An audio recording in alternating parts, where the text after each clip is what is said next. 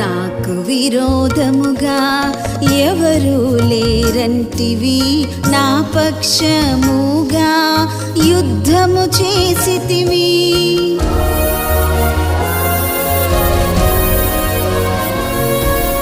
నాకు విరోధముగా ఎవరు లేరంటివి, నా పక్షముగా యుద్ధము చేసితివి.